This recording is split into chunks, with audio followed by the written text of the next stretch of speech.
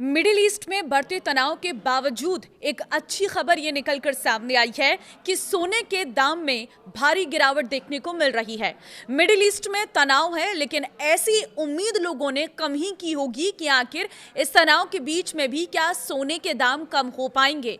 अब ऐसे में ये बहुत अच्छी खबर आ रही है, कितने दामों में गिरावट हुई और आगे क्या है और इसका असर कितना मार्केट पर पड़ेगा, पूरी रिपोर्ट दूंगी। इस वीडियो को लास्ट तक जरूर देखना। नमस्कार, मैं हूं आपके साथ ममता तिवारी और आप देख रहे हैं न्यूज़ 18 का डिजिटल प्लेटफॉर्म। मिडिल ईस्ट में बढ़ते तनाव के बावजूद सराफा बाजार से ये राहत की खबर है। शनिवार 7 मार्च को सोने और चांदी की कीमतों में गिरावट दर्ज की गई है। पिछले कुछ दिनों से सोने के दाम लगातार बढ़ रहे थे, लेकिन अब बाजार में मुनाफा वसूली के कारण कीमतों में थोड़ी नरमी आई है। भारत में 24 कैरेट सोना करीब 1,61,000 रुपए प्रति 10 ग्राम के आसपास चल रहा है। दिल्ली में 24 कैरेट सोना करीब 1,61,000 रुपए प्रति 10 ग्राम है। वहीं 22 कैरेट सोना लगभग 1,49,000 रुपए के बीच बिक रहा है और मुंबई में 24 कैरेट सोने का भाव है करीब 1,61,130 रुपए प्रति 10 ग्राम और चेन्नई में इसकी कीमत थोड़ी और ज्यादा है वहां पर, क्योंकि हर स्टेट के हिसाब से टैक्सेस का अंतर देखने को मिल रहा है। कोलकाता, जयपुर, पटना और आगरा जैसे शहरों में भी कीमतों में हल्की गिरावट देखी गई है। चांदी की कीमतों में भी नरमी आई है। 1 किलो चांदी का भाव फिलहाल 2,60,000 रुपए से 2,85,000 रुपए के बीच चल रहा है। कुछ दिन पहले चांदी के दाम इतने ज्यादा थे कि विशेषज्ञों के अनुसार मिडिल ईस्ट में तनाव के बढ़ने पर निवेशक आमतौर पर सोने में पैसा लगाते हैं, इससे कीमतें बढ़ती हैं। लेकिन जब कीमतें तेजी से बढ़ती हैं तो निवेशक मुनाफा भी निकालते हैं और इसी वजह से अब गिरावट देखने को मिली है। दुनिया भर में सोने के सबसे बड़े बाजार के रूप में मशहूर दुबई यूएई से एक हैरान कर देने वाली खबर सामने आ रही है।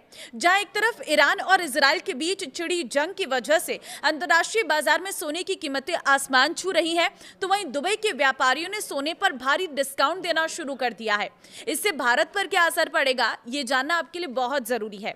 ये स्थिति सुनने में अजीब लग सकती है, क्योंकि युद्ध के समय आमतौर पर सोने के दाम बढ़ते हैं, लेकिन दुबई के मामले में इसके पीछे की वजह लॉजिस्टिक्स और सप्लाई चेन का टूटना है। आइए समझते हैं कि आखिर दुबई में सोना सस्ता क्यों मिल रहा है और इसका भारत से क्या कनेक्शन है।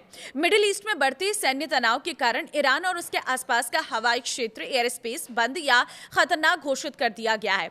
सोना आमतौर पर यात्री विमानों, पैसेंजर एयरक्राफ्ट के जरिए एक देश से दूसरे देश में भेजा जाता है। उड़ानों के रद्द होने या मार्ग बदलने की वजह से सोने की सप्लाई पूरी तरह से ठप पड़ गई है।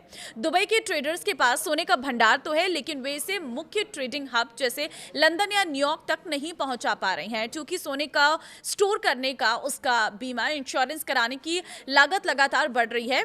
इसलिए ट्रेडर्स इसे दबाकर रखने के बजाय $30 प्रति औंस तक के डिस्काउंट पर बेचने को मजबूर है। वे चाहते हैं कि अनिश्चित समय तक भारी भरकम पेमेंट करने के बजाय कम कीमत पर ही माल निकाल दिया जाए। सोने को सुरक्षित पहुंचाना हमेशा से एक बड़ी चुनौती रहा है। जंग के कारण शिपिंग और इंश्योरेंस की लागत 60% से लेकर 70% तक बढ़ गई है। हालांकि कुछ ट्रेडर्स ने ओमान या सऊदी अरब के रास्ते जमीन से सोना भेजने का विचार किया है, लेकिन बॉर्डर पार करने में शामिल जोखिम और सुरक्षा चिंताओं की वजह से कंपनियां हिचकिचा रही हैं। जल्दी डिलीवरी की कोई गारंटी न होने के कारण कई खरीदारों ने अपने नए ऑर्डर भी रद्द कर दिए हैं। भारत पर क्या असर होगा इसका? तो देखिए, भारत दुनिया में सोने का सबसे बड़ा खरीदार है और हमारी सप्लाई का एक बड़ा हिस्सा दुबई से आता है। इस संकट के दो पहलू भारत पर दिख रहे हैं।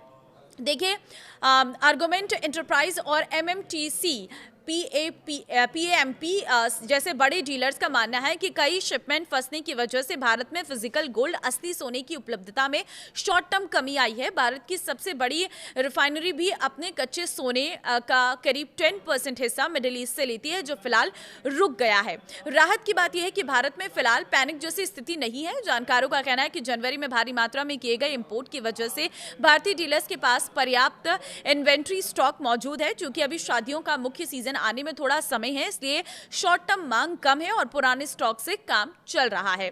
और अब आगे क्या होगा ये भी जान लीजिए। तो बाजार विशेषज्ञों का मानना है कि अगर ये युद्ध कुछ हफ्तों में शांत हो जाता है तो स्थिति सामान्य हो जाएगी, लेकिन अगर तनाव महीनों तक खिंचता है तो भारत के बाजारों में सोने की भारी किल्लत हो सकती है, जिससे घरेलू कीमतों में जबरदस्त उछाल आ सकता है।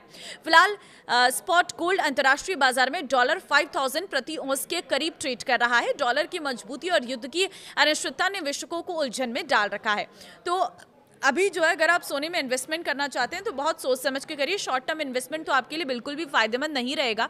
अगर आप लॉन्ग टर्म इन्वेस्टमेंट के तौर पर देख रहे हैं तो फिर आप कर सकते हैं, क्योंकि इस वक्त जो युद्ध की स्थिति है इस पर ही डिपेंड करता है कि आखिर मार्केट कितना फ्लक्चुएट होगा। अगर ये लंबा चलता है तो बहुत सारी परेशानियां आ सकती हैं भारत में भी, लेकिन अगर ये शॉर्ट टर्म रहता है, कुछ ही हफ्तों में खत्म हो जाता है, तो फिर उसके बाद बाजार में इतना कुछ बदलाव देखने को नहीं मिलेगा।